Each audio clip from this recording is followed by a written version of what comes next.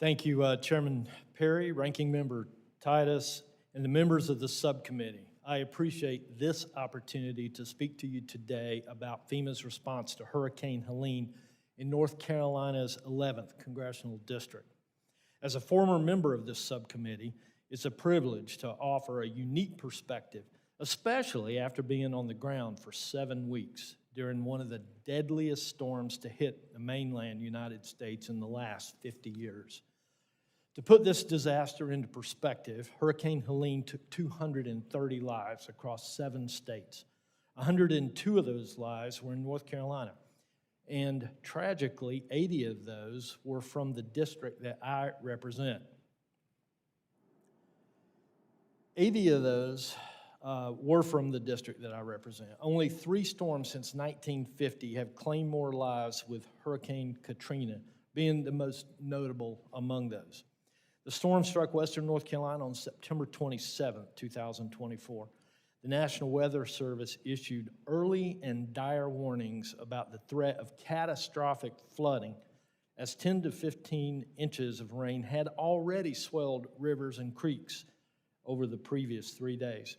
And while this storm claimed 230 lives, I think it's important for me to tell you that NOAA and the National Weather Service worked expertly to save countless more lives. However, the destruction that followed was immense. In some areas, water crested up to 40 feet above its normal levels, destroying entire communities as it rushed through the mountain valleys, carrying away homes, cars, and roads. And massive landslides crushed many unsuspecting victims while they thought they were in the safety of their homes from the raging waters. The economic damage in North Carolina alone is estimated at $53 billion, with only about 5% of this damage covered by insurance. In the aftermath, FEMA's response was in some ways effective, but there were significant issues that need to be addressed. FEMA's core responsibility is to coordinate federal emergency management efforts and support state and local officials with critical resources. It seemed to me and many local officials in western North Carolina that it took up to 3 days before there was any real visibility from FEMA. And that's just simply not good enough. Allow me to put this in perspective. The storm was over on September 27th for all practical purposes at about 10 a.m. We had 1 million people without power. We had 25 water systems destroyed. And for it to take 3 days for the visibility of FEMA is just not acceptable.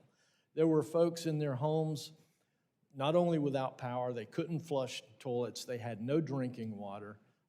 We were shut off from the rest of the world. And I can't help but think, had this been an attack on American soil, should it take 3 days to see any real evidence of help from our federal government? I would hope not.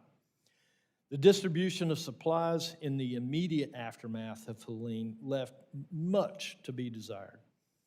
For example, on day 3 after the storm, FEMA announced to me that it had delivered 400 pallets of desperately needed water to western North Carolina. But when asked where those supplies had been delivered, FEMA couldn't provide one single location. They deferred responsibility to the state, which left local officials in the dark about where resources were going, and who could also not answer my simple question. A major concern in my district was FEMA's slow response in getting boots on the ground in some areas. For example, in one county, FEMA didn't arrive until over a week after the storm. And it wasn't until 20 days later that a disaster recovery center was opened. In addition, FEMA's communication with local governments and the public was inconsistent and at times confusing. On one occasion, FEMA sent out a press release stating that a disaster recovery center would close temporarily without informing local officials, only to retract it hours later after confusion, numerous inquiries, and local demands. Other failures include FEMA personnel changes with little or no notice to county governments, no-shows for scheduled appointments, issuing hotel vouchers to displaced families that could only be redeemed 2 hours from those displaced families' work or school, an inefficient inspection process that slows consideration of critical benefits, and the 50% threshold for substantial improvement and substantial damage definitions and their required actions are riddled with inconsistencies and irrational thinking. I could share with you many other breakdowns in the FEMA response, but 5 minutes is just not enough time. My office has also seen a significant number of casework issues related to FEMA's individual assistance process.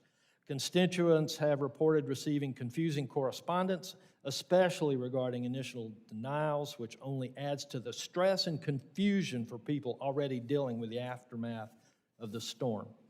I don't share these issues to criticize FEMA or its employees on the ground.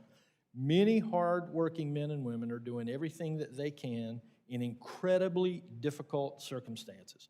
However, as Congress, it's our job to conduct rigorous oversight and ensure that FEMA is held accountable and improves upon their processes. We must address the flaws in FEMA's response to prevent further delays and confusion in the recovery process. And in conclusion, the people of Western North Carolina are tired. The grief that they're experiencing is compounded by bureaucratic missteps, delays, and poor communication. Thank you again for this opportunity, and I would welcome any questions that you may have.